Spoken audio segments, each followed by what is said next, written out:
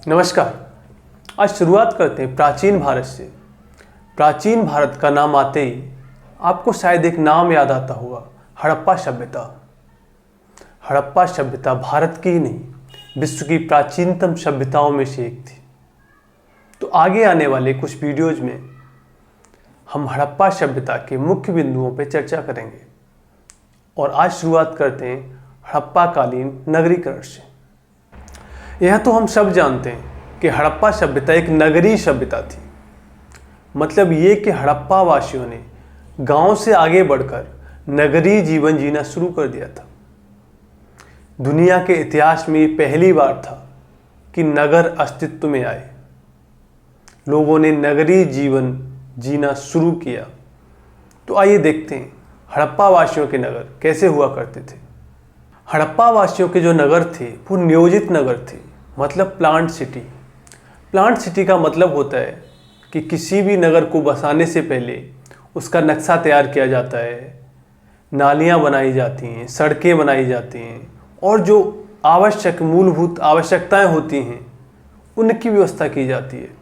उसके बाद लोगों को आवास के लिए ज़मीन उपलब्ध कराई जाती है।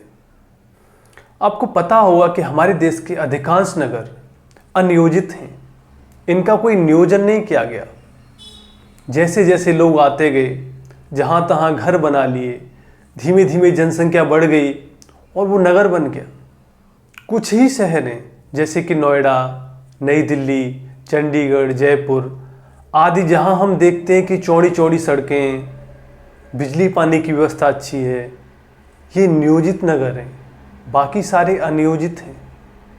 कल्पना कीजिए कि आज से 5000 वर्ष पहले हमारे पूर्वजों ने नियोजित नगर स्थापित किए थे। हड़प्पन नगरीकरण की जो दूसरी विशेषता थी वो थी ग्रिड पैटर्न पर बसा हुआ नगर। हड़प्पा सभ्यता की जो सड़कें थीं वो एक दूसरे को समकोण पे काटती थीं। एक मुख्य सड़क हुआ करती थी और बाकी छोटी छोटी सड़कें आकर उसमें मिल जाया करती थी।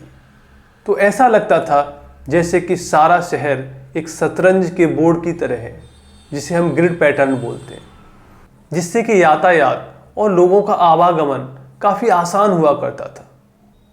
हड़प्पा कालीन नगरों की जो सबसे महत्वपूर्ण विशेषता थी वो थी उन्नत जल निकासी व्यवस्था।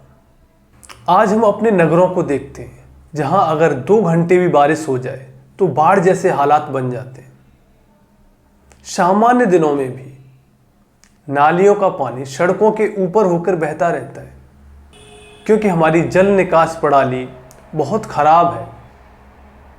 आज से 5000 साल पहले हड़प्पा वासियों ने इस बात का ध्यान रखा, सड़कों के साथ साथ नालियों की उचित व्यवस्था की।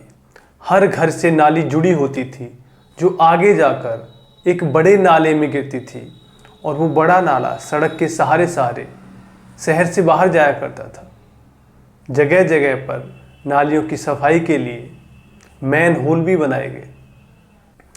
हड़प्पा वासियों की एक अनोखी विशेषता ये थी कि उनके जो अधिकांश नगर थे वो 2 भागों में विभाजित थे। पूर्वी हिस्से को हम निचला नगर बोलते हैं, जहाँ पर सामान्य जनता निवास करती थी।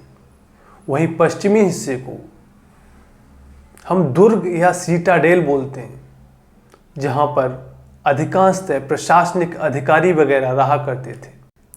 यहाँ से कई सार्वजनिक महत्व की इमारतें भी प्राप्त हुई हैं, जैसे कि अनाज को एकत्रित करने के लिए गोदाम, जिसे हम अन्नागार बोलते हैं।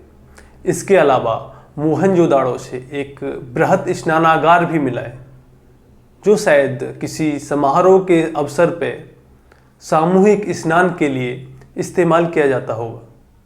हड़प्पा सभ्यता के जो अधिकांश भवन थे वो पकी हुई ईंटों से निर्मित थे। अगर आप आज के हिसाब से सोचोगे तो शायद आपको लगे कि ये कोई बड़ी बात नहीं हुई, लेकिन अगर आपने आज से 50 साल पुराना कोई गांव का घर देखा हो तो शायद आपने देखा होगा कि आज से सिर्फ 50 साल पहले तक गांव में मिट्टी के घर हुआ करते थे या फिर कच्ची मिट्टी की ईंटों के हुआ करते थे। लेकिन कल्पना करो, आज से 5000 साल पहले लोगों ने पकी हुई ईंटों के पूरे शहर बना दिए थे। और आश्चर्य की बात यह है कि उस वक्त जितनी भी सभ्यताएं थीं, जिसमें मेसोपोटामिया, क्रीट और मिस्र की सभ्यताएं थीं, उनमें भी या तो कच्ची ईंटों के मकान बनाए जाते थे या फिर धूप में सुखाई हुई ईंटों के बनाए जाते थे। लेकिन हड़प्पा सभ्यता के अधिकांश भवन भट्टे में पकाई हुई ईंटों के बने हुए थे और ईंट का जो आकार था वो भी आज के बराबर ही था, 1:2:4। तो आज हमने हड़प्पा सभ्यता के नगरीकरण की विशेषताओं को जाना। आगे आने वाले वीडियोज में हम हड़प्पा सभ्यता के बाकी पहलुओं पर चर्चा करेंगे। अगर आपको कोई सुझाव देना है तो आप कमेंट कर सकते हैं। बहुत बहुत धन्यवाद।